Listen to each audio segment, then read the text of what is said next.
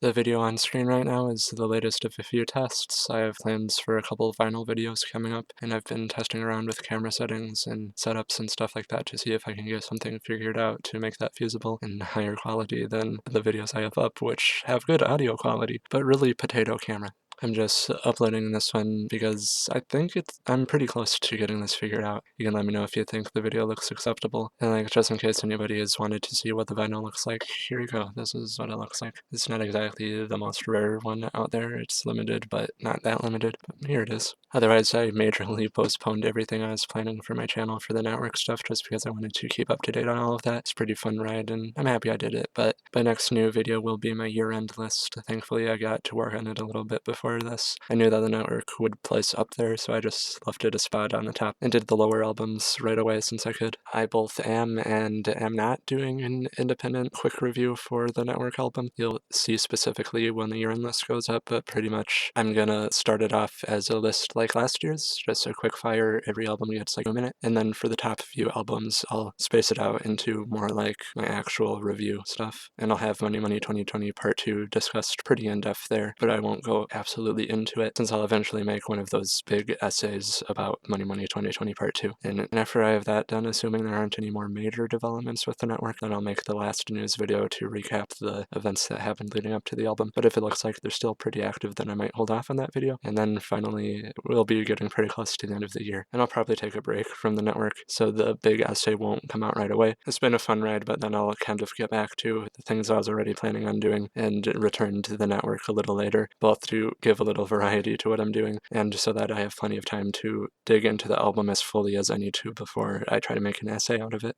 Okay, this was kind of a pointless video, but maybe you found it interesting. Hope you liked the album. Even if it wasn't good in most ways, this year was pretty good for music.